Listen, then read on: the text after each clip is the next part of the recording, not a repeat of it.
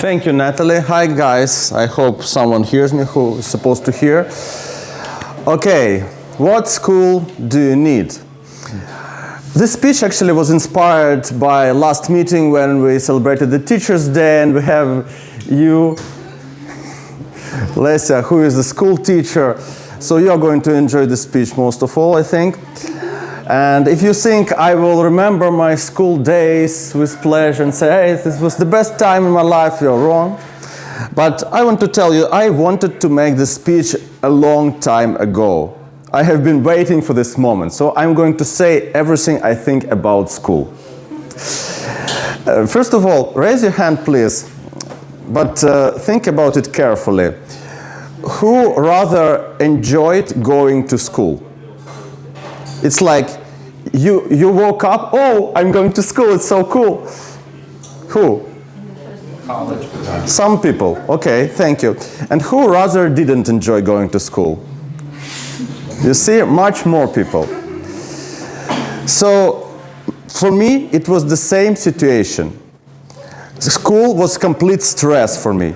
When I was sitting in the evening doing all this homework and say, oh my God, it's so much. I just can't remember all this. I should learn all this by heart. I don't understand this goddamn physics and mathematics. It's so difficult for me. Someone explain me, please, how to do this. Or it was even worse, like I've lost a lot of material. So I didn't learn the previous material well. I'm not going to learn this. And this is getting more and more difficult. It was 9th form, 8th, like 10th form, 11th form, etc. And why was there so much stress with school?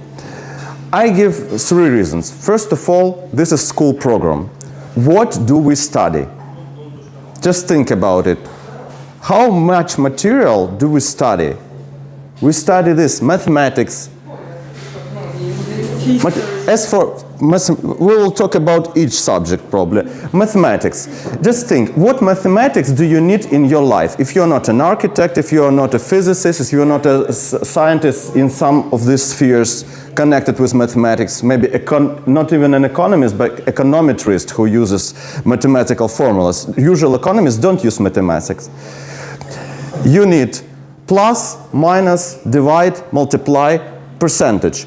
1 or 2 times in my life I used quadratic equations. Yes, I've had such situations. It's from what form? Maybe 7th form. Okay, let's talk about physics. What physics do you use in your life? If you go to the bath, you use Archimedes' law that you should pour there such water that your neighbors below don't take a bath also. Yes? This is all the physics you need. When I started learning martial art, our teacher said, do you know 3 laws of Newton? I said no, and he reminded me 3 laws of Newton because we use this in martial art. But he reminded me, I didn't remember them. Okay, what chemistry do you use in your life? Do you use drugs? No. If you don't take drugs and don't prepare them in your kitchen, you don't need any chemistry. Of course, if you're not a scientist in this sphere. So how the school was useful for us? You talked about history, yes? History, in the 5th form, children study all the history of Ukraine, from the beginning to the end. This is all the history you need. You don't need the detailed version that goes afterwards. So this is what is about program. Then, let's talk about marks. This is the second aspect, marks. At school you should get 5. It was my time, your time, probably, yes. Oh, in America you have a different system. You have A, B, etc. We had 5, 4, etc. Now they have 12. It's the same. So your mother says, oh, you didn't get 5, you get 4. You must be studying very bad. How come? You're such an excellent boy. So our children get stress from such a thing that I should be an excellent pupil. I should get only 5s. How many tears you have seen from little boys and girls who got 4? Oh, I got 4. Why the hell do you need these marks? Do you get marks in your life, in your office, at your job? Does somebody give you marks? No. Why do you need marks at school that give so much stress? And the third aspect is teachers. I don't know how you teach. Maybe you're different. But What have you seen from your teachers? Have you heard? Our teacher said it was a mild variant. She said, "This is the torment I should come through." Regarding our class, you have probably seen this, heard this phrase, "You are my worst class ever." Or one teacher said, I know, "If I had a machine gun, I would take it and shoot you all." Yes, this is a teacher said this to little boys and girls. So when you are a parent, who has school children here? Who is a parent? You have school children. Have you ever thought what people teach your children? Are they psychologically sane? Is everything in their life okay? Yeah? You have a private school maybe? You're lucky. This is the reason why the result is not so important than the process. I'll probably need 10 minutes, okay? You are building your brain. Yeah, absolutely true. We'll talk about this. And the same, almost no problems in this state school, not private. You are lucky, man. But not everyone has been so lucky. I have given you examples.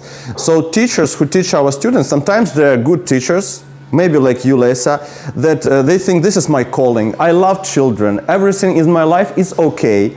But if the teacher comes very irritated and gives all this to children, you understand what can happen to their psycho. Children have very fragile psycho. So I have a story, for example, of a mom who lamented like, "Oh my God, my little boy, he doesn't study at all. He doesn't like going to school. What will be with his state exam? How will he enter the university?" But later it turned out that this boy, who was maybe in the 9th form or something, he wrote music for computer games. And this music he sold to Canada, to Australia and other countries, and he earned about 3,000 euros per month. Sending music. So this is his calling. This is who he likes to do. Why the hell does he need school? He has other things to do. And he doesn't need the state exam. For example, in foreign countries, it's not like in our post-Soviet countries that if you finish school and you don't enter university, you are a loser. They don't think so. For them, it's absolutely normal after school to go work somewhere, to work as a waiter, to work in as an assistant to someone. And later, maybe after several years, they can go to university if they need it, if they feel it will benefit to their career, to their lifestyle. But it's not a necessary obligation to go to university. And at university, people can study who are as well as 18. With them, they study 25, 30, and up to 50 aged people.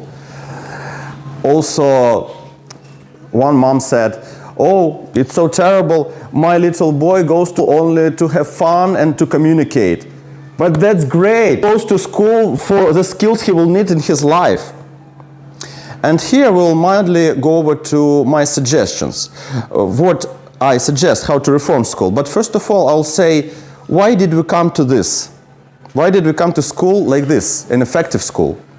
Because my version is our state doesn't need smart people. And any state doesn't, but especially ours. They need obedient people.